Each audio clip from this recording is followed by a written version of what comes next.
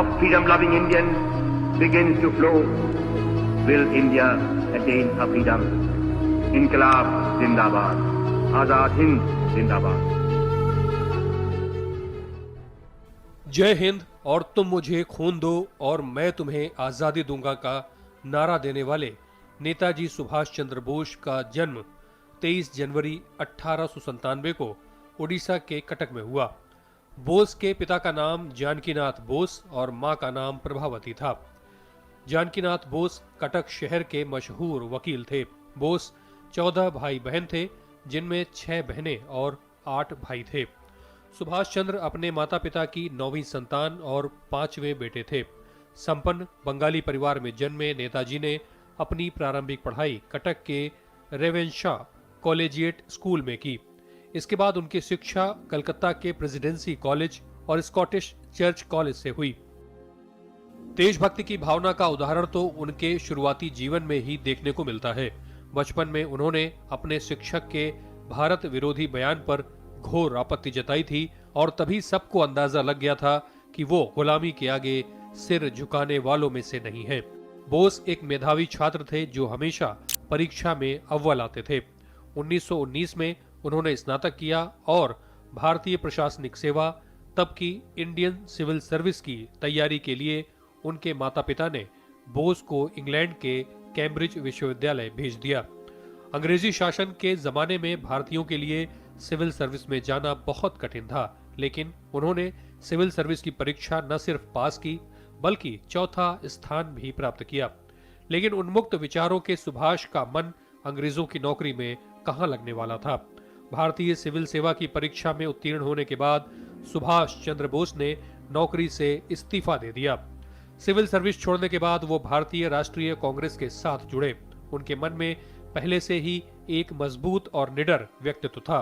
वो राजनीतिक, आर्थिक, सामाजिक और आध्यात्मिक दासता से भारत का उद्धार चाहते थे। दिसंबर 1927 में कांग्रेस के राष्ट्रीय महासचिव के बाद 1938 में उन्हें कांग्रेस का राष्ट्रीय अध्यक्ष चुना गया।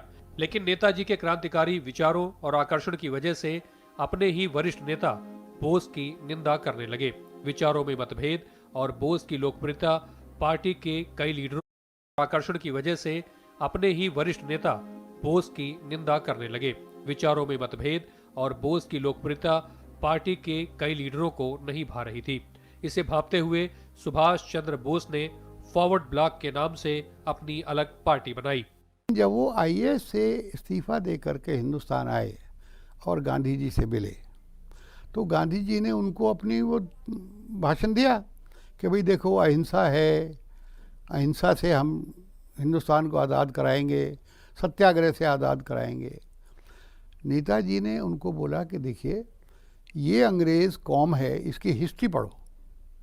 ये एक इम्पीरियलिस्ट और कैपिटलिस्ट गवर्नमेंट है। ये हिंदुस्तान को आज़ादी कभी नहीं देगी। जिस तरह से आप मांग रहे हैं, ये आज़ादी नहीं देने वाले हैं। इनका एक ही तरीका है, लड़के आज़ादी लेनी पड़ेगी। सुभाष चंद्र बोस महात्मा गांधी के अहिंसा के विचारों से सहमत नहीं थे। वास्तव में महात्मा गांधी उदार दल का नेतृत्व करते थे, वहीं सुभाष चंद्र बोस जोशीले क्रांतिकारी दल के प्रिय थे। महात्मा गांधी और सुभाष चंद्र बोस के विचार भिन्न भिन्न थे, लेकिन वे ये अच्छी तरह जानते थे कि महात्मा गांधी और उनका मकसद एक है, यानी देश की आजादी। नेताजी के मन में गांधी जी के लिए अपार श्रद्धा थी, तभी तो सबसे पहले गांधी जी को राष्ट्रपिता कहकर नेताजी ने ही संबोधित किया था। गांधी जी के विरोध के चलते इस विद्रोही अध्यक्ष ने त्यागपत्र देने की आवश्यकता महसूस की। गांधी के लगातार विरोध को देखते हुए उन्होंने स्वयं कांग्रेस छोड़ दी। नेताजी की दो बातें थी। एक तो युवा जो है भारत का, वो हमेशा नेताजी के साथ था। तो वो यूथ आइकॉन इस सदी में, पिछली 2-3 सदियों में इससे बड़ा यूथ आइकॉन नेताजी से बड़ा कोई नहीं था। दूसरा विषय ये है, जब दूसरा विश्व युद्ध शुरू हुआ तब बोस का मानना था कि अंग्रेजों के दुश्मनों से मिलकर आजादी हासिल की जा सकती है।